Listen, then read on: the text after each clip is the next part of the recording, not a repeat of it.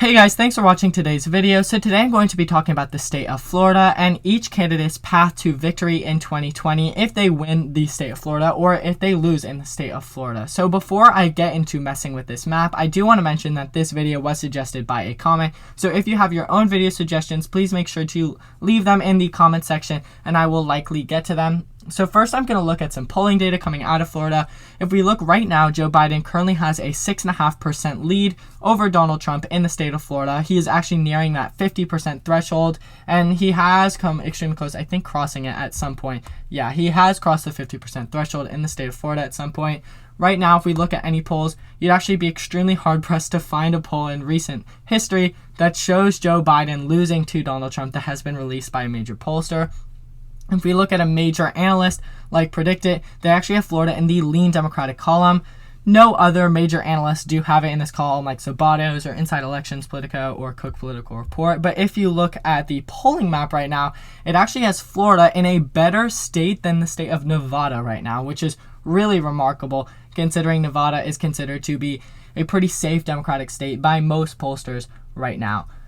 If we look at Florida in 2016 at around the same time in the election cycle, we can see that Hillary Clinton did have a similar lead to Joe Biden's lead right now. However, I'm going to make the argument that polls in Florida in 2016 were extremely flawed. If you just look up the bias or whatever, the error in Florida state polls in 2016, they were extremely large across the board, and I think that they have been adjusted better in 2020 because there were some major demographic changes that happened in 2016.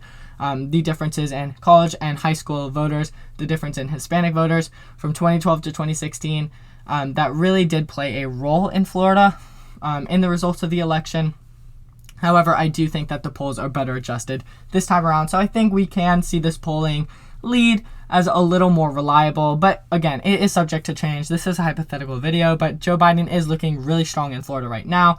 So let's say that Joe Biden does not win in the state of Florida. His path to nomination his path to victory is still pretty clear. He just has to win the Rust Belt. If he does not do well in the Rust Belt, but he does win in Florida, he can still win outright. All he has to do is win Michigan, which he currently has a 9.5% lead in. It would be pretty hard to imagine where Joe Biden does not win in Michigan unless something goes catastrophic for his campaign. A 9.5-point lead is pretty hard to lose in a state.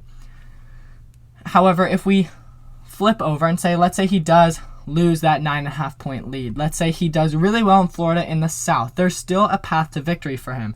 If he won Arizona, another state in the South, and also New Hampshire, then he would be able to get to 270.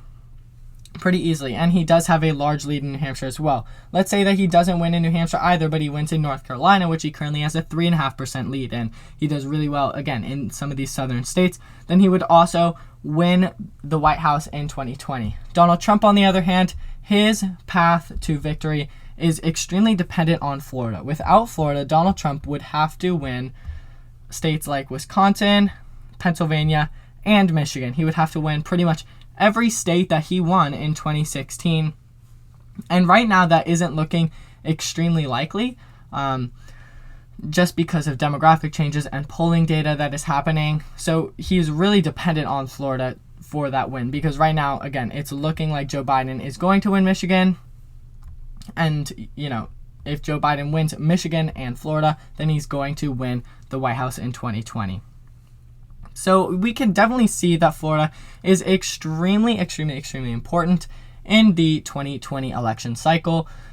Again, I just went over some data really quick. Maybe I'll do some more in-depth state profiles later if you guys want to see that.